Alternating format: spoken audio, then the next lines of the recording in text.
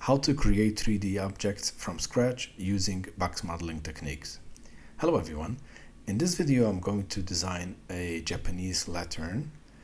I'm actually following a design created by a student from India that has from a reputable design school that has contributed many interactive tutorials to SelfCAD. She has designed this using actually total different techniques that I'm going to show now. This is a total 125 steps, which is relatively quick, but the end results, I think the way I'm doing actually simpler, but I'll show you all. This actually design is quite incredible. I may have a chance at the end of the video to go over because you can learn a lot from this design. In fact, SelfCAD has actually written an article that was featured this design about hard surface modeling.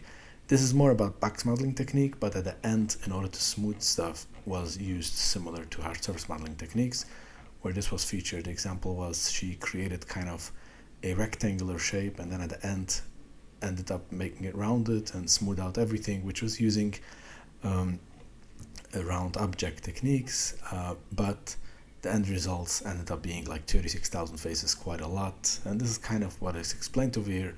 And this is actually what I'm going to overcome. I'm going to make it relatively simple.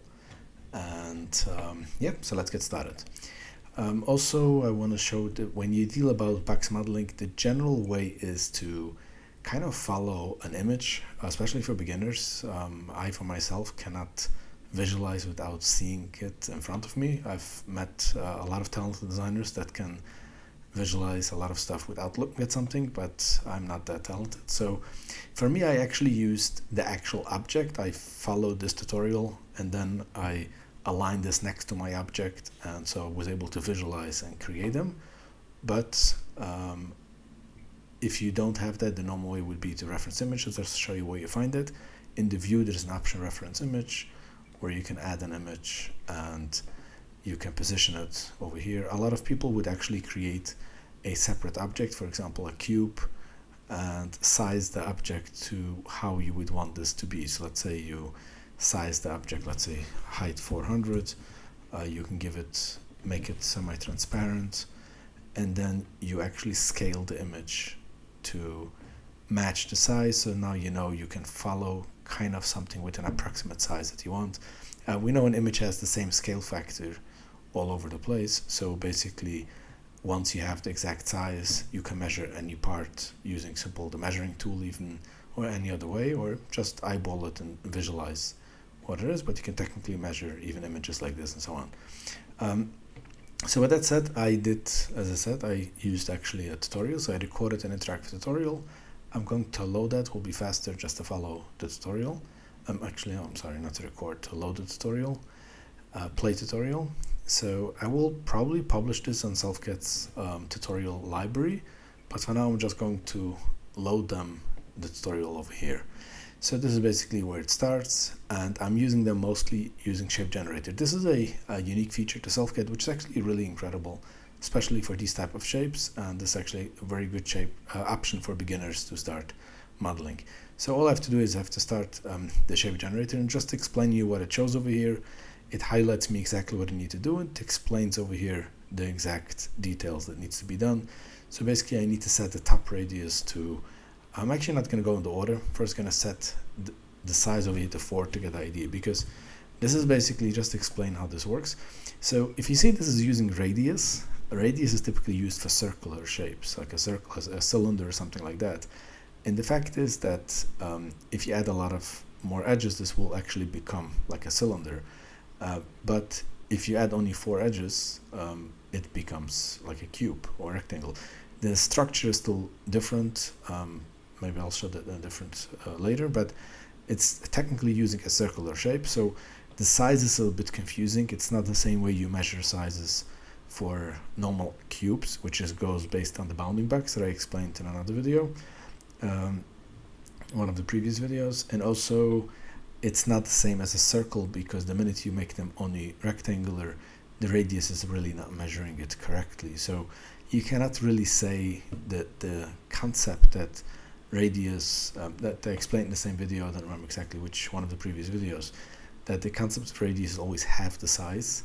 as a size. Radius is double, so basically an 80 radius would mean a size of 160, but that's actually not the case. So because it's rectangle, it's kind of distorted the way the object is measured.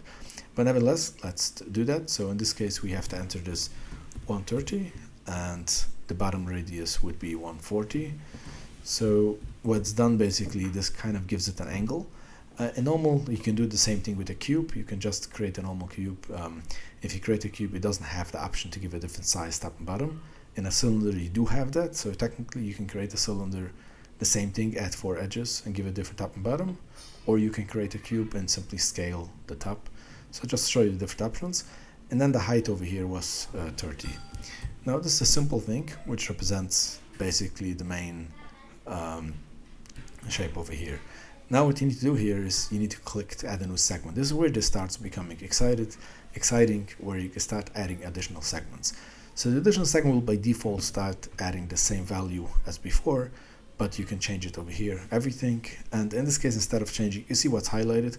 I'm just going to click next to step through it and show you what this has done. This actually allows you to make this smaller than this. Now, if you do the same thing with extrusion or other type of tools, you would need to kind of do an inset. In order to inset this, make it smaller to get the indent over here, and then this will be extrusion. That's how we normally do in a normal shape, inset and extrusion.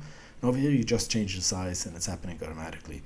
And now the same thing, you have to go to the next step, and over here, again, by default, it's the same values, but now actually it adds another thing. So I'm going to manually do it to be able to show you. So first of all, the height is changed to 20. So if you can see, the size is not changed, top and bottom stays the same. But now it adds another thing. So the only thing was changed is the height so far. It's even hard to see. This is the height over here. But what's changed over here is a bevel. So there's an option here to add a bevel, which is actually really amazing. It needs to be a bevel of -1. So once I finalize it, it no longer allows me to change that. It's already applied. And now the value would be to 6. So basically, this allows me to create this indentation. Now, again, in order to create this manually, this would be actually quite difficult to create with the other tools. You can do that with, manually. I guess the easiest way to do something like this is to create another shape and then using stitch and scoop difference to remove this and cut out this piece, or to kind of select this and inflate, do a negative inflation. There isn't really a lot of other options to kind of bevel the entire thing, because if you think about chamfer and fillet, they would both be doing just the edge, not really the center of the surface. So you can think about like this entire segment that we call over here segment is like the entire surface, and this actually is beveling from the center of the surface. So it's actually quite unique feature to do that. And there's other options to that, other tools like loft, but loft would kind of smooth out the entire surface, which will take away the uniqueness from it. Again, this was a topic of a different video, but just to show, this is actually quite a helpful tool that saves a lot of steps, and this is actually quite fast to do it. So now if I take the next step, over here, it's the changes over here would be the bevel actually would become positive now. So now if I do it positive, you see it comes out to this way over here, and now the level is only 4. Okay, so this actually is quite impressive again. So we create this entire section over here. Now the actual real way to create this, the easiest way, would be using drawing. If you go to 3D Sketch, and maybe at the end I'll show you how you can actually do this using the Revolve tool. That would be actually the easiest way for more advanced creation, how they would create it. But to use a generator tool to do this, this is actually saving a lot of time. So now basically this is done. Now I have to do it to oh, actually I didn't set the radius, so that's why the radius actually has changed over here to 70, just the top radius. So it gets kind of indent over here, shorter this thing over here. Now it tells me to add a new section, and I'm going to skip through it. It's a 0 bevel, is just changing the height and the bevel to 0. Actually, let me just change it, the height to 60. So it adds this height, starts building, and I'm just going to click next to walk through the entire thing, because basically it's almost the same over here, just the same thing. You can read over here what's happening and see how the shape is being built out. So over here, similar idea we did over here, which would require like an inset to make it shorter, over here you see it actually requires making it bigger. And this is something that I've shown in my previous video. This would be actually quite difficult to do again. This would require a side extrusion. If you go in the extrusion tool and you have side extrusion, you'd be able to extrude the sideways and then upwards.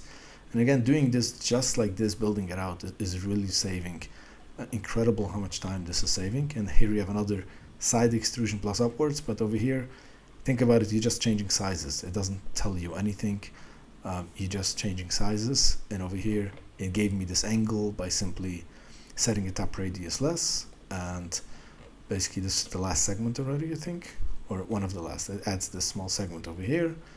And then this again, it's side extrusion. It adds a bigger size than the previous one, and then does it over here. So this is basically it for now. The next thing what it's doing is turns on wireframe. So now you can see the entire object and actually see how nice it looks. And now here's the thing, what we're going to do is to create the hole and then start playing with it. So you need to have kind of these windows, this holes over here. So how are we doing this? This is actually a unique way that is not really a part of the actual design now, but just as a way of a guide, kind of a guide. So if you do over here and edit details, you can think about the edit details tool. It's more like your surgical toolkit. It has like a lot of different functions to help you with a lot of different things. And in this case, it's going to use a vertex. It's going to add a vertex, and you see it guides me to a point. What this is doing actually, when you add the vertex, it identifies automatically the center. You can add it any place, but you see this is marked and it turns green. It activates the center of the screen. And now we do the same over here. We click over here, and we click over here, and we click over here. So basically we added 4 vertices in the center. Now, as I said, this vertex over here actually is not needed for the design, but this is used as a guide for the next tool. We're going to go to 3D drawing, 3D sketch, I mean, and in 3D sketch we activate the circle, and I'm going to set the circle to 16. There's no need to have so much smoothness. And now what we're going to do here is, again, we're going to draw from here, and oops, it's drawing from here to here. And the way this is actually done, here something went wrong, I think. Okay, so actually what happened here is that this is transparent. So you actually didn't see, when we start drawing this, it shows transparent, I mean the other side. So we actually draw 4 circles. You didn't see it because I started drawing here. So it wasn't actually this side, it was the other side. But the way the tutorials work, it shows it to you. But I want to explain here a second what just happened. So not about tutorial specific, this is just the way to see it. They make it transparent so you can see through it, and that's why it was a little confusing. But what is important to understand what this actually, how the guide worked. So what we did over here, we used this, you see it highlights always snapping points. And the edit details tool also highlights, when I add a vertex, highlights the center of the face. In this case, this allowed me to draw a circle from the center of the face.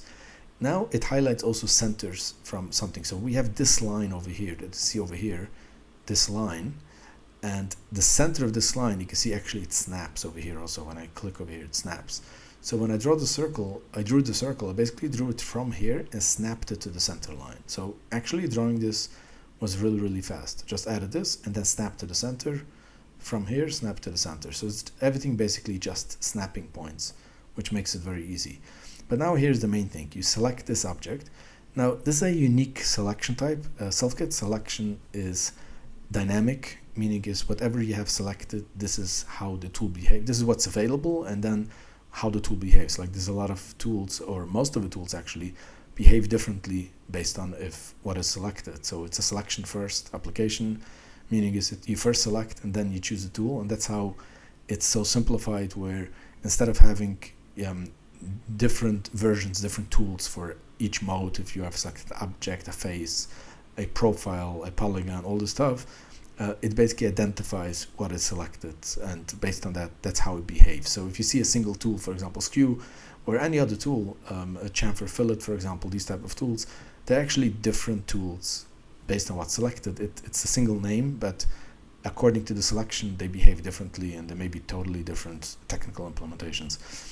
In this case, the same is the general selection, what's available. So in this case, you see most of the stuff is actually not available. Over here, the only thing that is available when you select a mesh plus a profile would be cut with profile. I think it's also going to be follow path. Let's see, where is it? Oh, follow path. Actually, follow path, I think should also be. Maybe it's grayed out because of a tutorial. Or maybe not, I have to check even, I don't remember. Okay, but anyways, what we're doing now here is we cut with profile. So it's actually used this path over here is used to cut into the mesh. And now what we're going to do here is we're going to select a polygon. So I need to click on polygon. So to select a polygon, but a polygon itself, tell them to select a polygon, will select the entire thing. So here what you see over here, the concept here is that you see all these lines, these are all faces. But they're all flat, kind of make a single flat surface, which is also called a polygon. And in this case, this is like the entire thing is a polygon. I can select the entire thing, but I want to select only the center, the inside that we just cut. And this is where the advanced selection setting comes handy, where I can turn on an option called part selection. And now you can see it highlights me what I want to select. So I basically want to select all of these parts. Okay.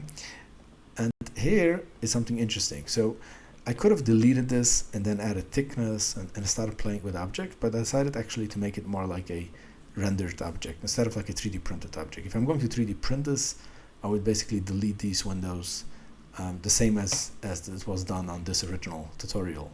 And then you need to add thickness, you need to play with it. And so yeah, actually the way I added thickness, it ended up because I added too much thickness, and the top is very limited you can add, because when you add thickness, you have to have something. Over here it was very little that you can add. So to add thickness like this, I actually had to then adjust the top. If I want to add more thickness, I had to select the faces on top that was standing out and kind of move them down, adjust them. So just a little bit fixing after add thickness, but yeah, it's probably 2-3 steps, not a big deal. But in this case I decided actually it's easier to just make like a rendered object just as for visuals.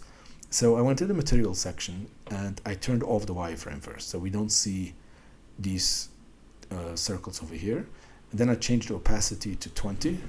So you can see turn on opacity to 20 and so on. You can play with these things also with the colors, all this type of stuff, but I'm not a designer, so it's not my comfort zone to play with these things. So that's basically it. And then I have to deselect. So I can just click on them to deselect, or just click on the grid to deselect. And now I turn off actually, what is it now telling me? Click a highlighted part, the selection cube. Use. Okay, so it tells me. Oh, okay. So it just has to deactivate polygon selection. Actually, I could have saved a step. Instead of deselecting this, I could have just deactivated polygon. Would have done both at once. So this is something when you record tutorials, SelfCAD calls them empty steps, where you have a step that was not necessary. And usually, if you're going to submit a tutorial, they will tell you to remove empty steps. So yeah, so this may be flagged kind of as an empty step. But nevertheless, if you see over here what's happening, this is just not necessary for design. It's just to show what could be done, kind of just showcase another tool quickly. So we're doing over here, going to a drawing, and what we're doing over here is drawing another circle, but giving it a very, I'm deselecting this object, and I'm going to draw here a very tiny circle. It's actually hard to see. So actually here I want to show you that when you're going to draw, the left mouse key will actually always be drawing. So it's very difficult to navigate the camera and click. I can actually see it already here. I don't think the camera will pick it up, the screen share, so you're probably not going to see it. This small point. But in order to navigate while you're in middle drawing, you have actually two options. Because if I start drawing, the listener, the mouse, will actually start drawing instead of working with the camera. So there's two options. Either you can click on this cube over here. Now you can probably better see it. If I zoom in, you can see at this point where I have to click. So you can kind of use this to navigate the camera, or you can use the right click instead of left click. Right click will not work with this, and then you can navigate the camera. So just a side note. So once I click on this, it's actually tells me to enter a value 1. A tiny circle will be barely visible. I have to zoom into it to see this is the circle. And let's see what happened over here. Okay, so I think there was a problem. It helped me to click again to finalize it. I'm not actually sure what it is, but basically what happens over here is just drew a tiny circle. It's barely visible. You have to zoom into it to see that tiny circle. And now what you do here is you have to select this profile, second profile, which is this profile is this what we drew over here, these bigger circles. Now once we have two circles selected, two sections, basically two separate profiles, doesn't matter how many circles or how many pieces are within, but this is called a single profile. This is profile 1. You can actually rename it, but profile 1 includes, in this particular case, 4 polygons, 4 separate circles. And profile 2 is just the tiny circle we created. You can actually see over here from the picture that the edges are less than the normal. It usually remembers the profile we drew over here. If I remember correctly, I think we set it to 16 edges over here. This has far less than 16 edges, and the reason is because they're so tiny. If you make 16 edges, they will just overlap one on top of each other. So SelfCAD automatically reduce the edge count when you make it so small. And this is another thing that is important to note when you deal with tiny pieces, and you have too many pieces. For example, if you create a very detailed circle and then you scale it down next to nothing, you may start having issues, and you may start need to remove some details. And this is a topic of another video, how to remove details and edit, but one of the easiest ways is just remove duplicates. That can sometimes remove things that are kind of overlapping. Remove duplicates is a tool that you can find in the geometry fix tools, which is a part in the utilities. Geometry fix, the first option over there is remove duplicates. But nevertheless, this here is selected. So what we're going to do now here is we're going to use follow path. And the follow path, what it's going to do, the way this works is you first select something. It could be a profile or a mesh, and the options will be different in the tool. It knows what is selected. But the first thing that you select is the thing that is going to follow the next thing. So the first thing is a mesh. Will give you an option, for example, to copy a mesh around it. And if it's a profile, we'll give you an option to extrude or copy. Will be different options. The second thing is what it's going to follow. So I'm taking this and I say this small tiny path follow this particular path. And what it's doing now, we're going to go over here, we're going to set to the extrude option. So I have to choose the extrude option, and then basically that's it, just confirm it. And what this has done is, you see, it added all of these meshes over here, 1, 2, 3, 4. 4 different meshes, all of them. This is basically, you see over here, it created this drawing over here. And now what I'm going to do here is I'm just changing color. Taking this color, it tells me to select the navy button. Basically select this color over here, click OK. And, oops, oh, it's not selected. Not this button, which button was? Oh, this one was selected. I'm sorry, I'm choosing the wrong color. Okay, so this one actually was highlighted. Now once I click it, I can click OK. And so this is basically it. So now what we're going to do here is we're going to select this shape as well, the main shape. So now that I've selected all of these shapes, I'm going to use the stitch and scoop tool. So stitch and scoop is something, SelfCAD's unique name, call it stitch and scoop, but the technical term for these type of tools is called Boolean operations. And in Boolean operations, there are actually 4 Boolean operations, but there's only 3 that is used in 3D modeling because the 4th option is never used, and if you use it, it usually creates non-manifold objects. In 2D, you may be familiar with 4 options. SelfCAD actually had the 4th option over here, but it's never used, and as I said, it creates issues, so they removed it. And basically the option here is union, to combine or subtract one from another, or intersection, which I've briefly shown in my previous video, but for now we're going to use the union.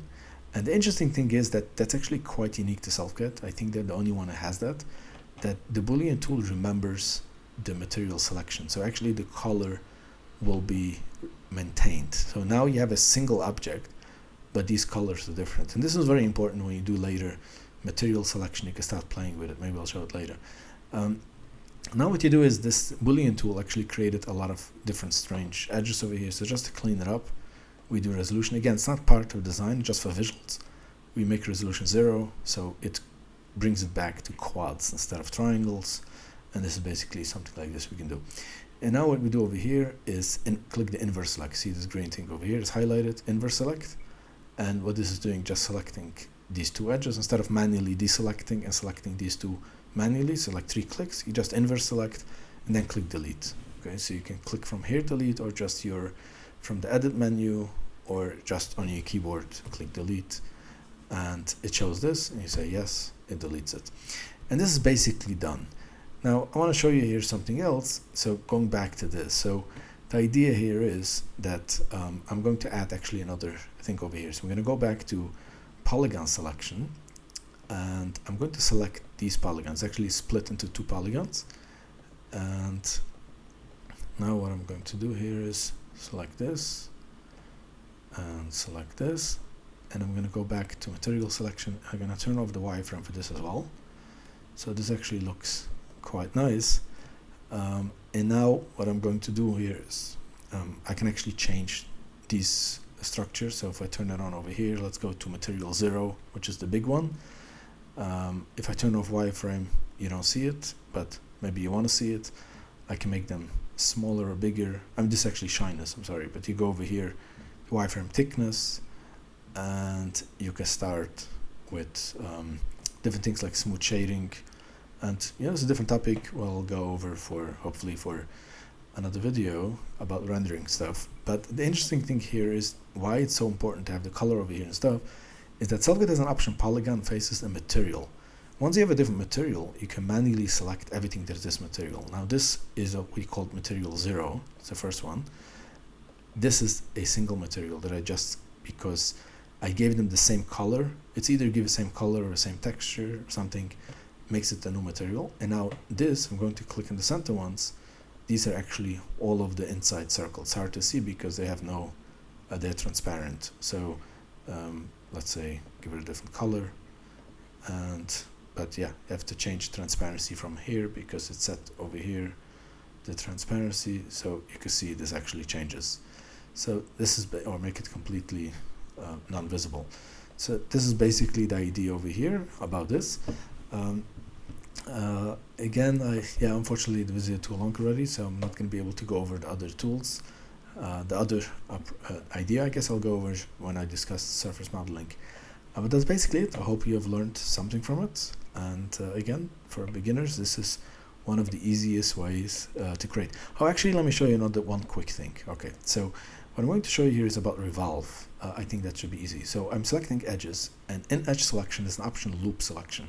So I'm going to click, I just need to click on 2 neighboring loop edges, and this selects the entire loop until it breaks, where there's no longer, it's already triangles. So what I'm going to do here is I'm going to turn off the loop selection so I can select the remaining over here.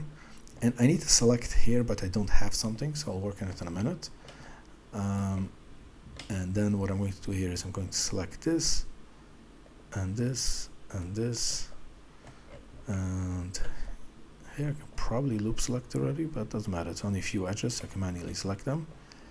So here, and here, and here, and then this tiny circle over here, that should be a circle over here. Actually, it's not, okay, because it's a quad. Okay, so what I'm going to do now here is I'm going to copy these edges.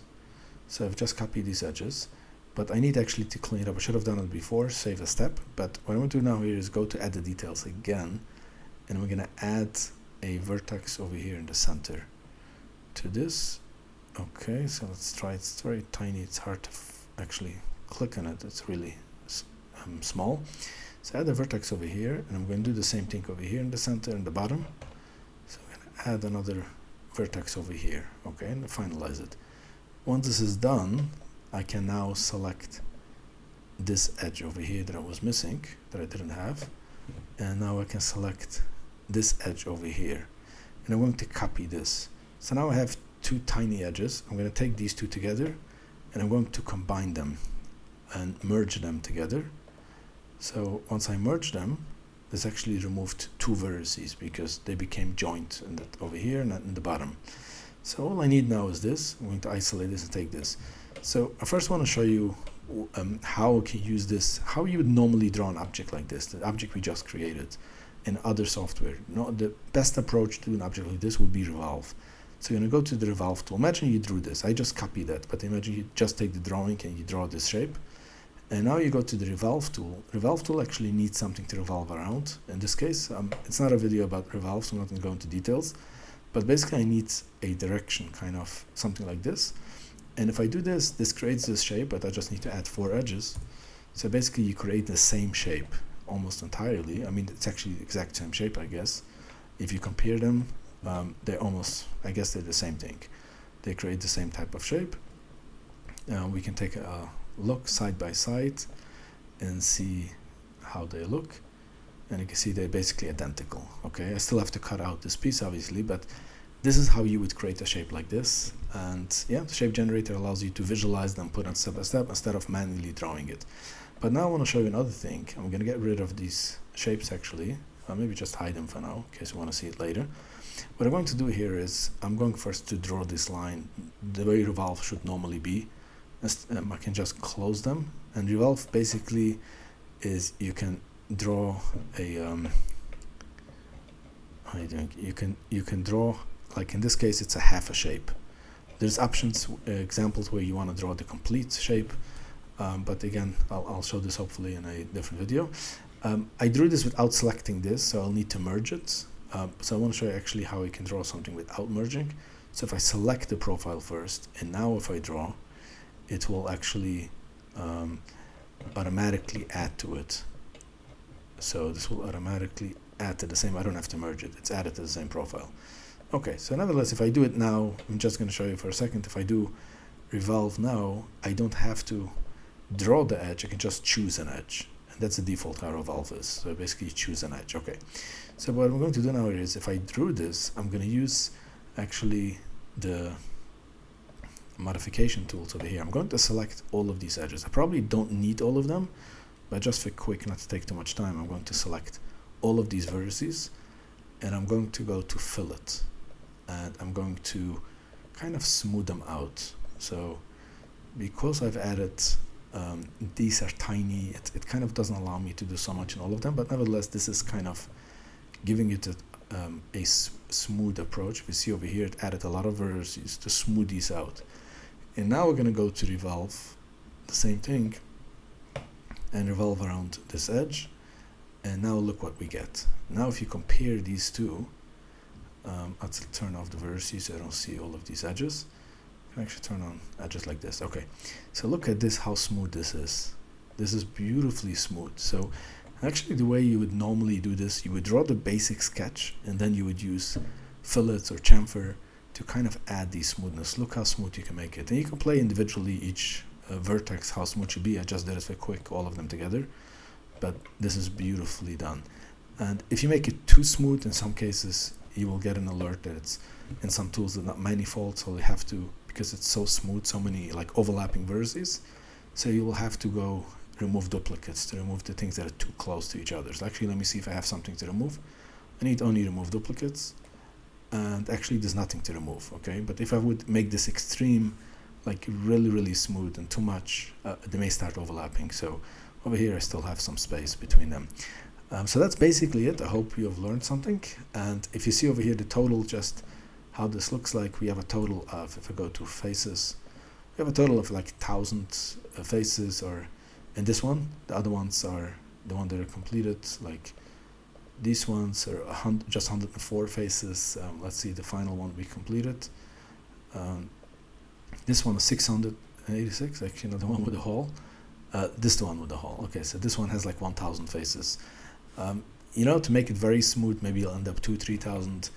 The approach that was used on this one ended up having, if you see over here, the face count, ended up having 36,000 faces in order to make it smooth, because it was using some surface modeling techniques. And what's using over here is actually a technique that is used, something called, that SelfCAD has over here, the simplify tool. It used the simplify tool to reduce, and it was 7,000 faces. It looks like this, still quite a lot of faces. And this is mostly the idea from box modeling techniques, where you mainly focus on low polygon. And this is a crucial part for anything that is modeling for like games or anything else that needs to render and needs to be visual online, needs to have low poly, because otherwise it becomes very taxing on the machines and very slow. So box modeling technique is still one of the most used cases for games and anything else that cares about it. So you could technically do the same thing using all of the modification tools, as I explained in the middle doing this. You can use the combination of inset, extrusion, side extrusion, regular extrusion. You can use chamfer and fillet to create parts of it, and parts it needs to be maybe this section would be Boolean, like stitch and scoop, cut. You can do it different ways, but for this type of stuff, as long as they're rounded, shape generator is very good, and Revolve is another option. And Revolve is only actually in SelfCAD, it's good because SelfCAD's Revolve works based on faces. It's not based on surfaces, and this is something that's a different topic that I can explain when I explain hopefully the Loft tools, which Loft is actually something B-spline, which is more like surface modeling.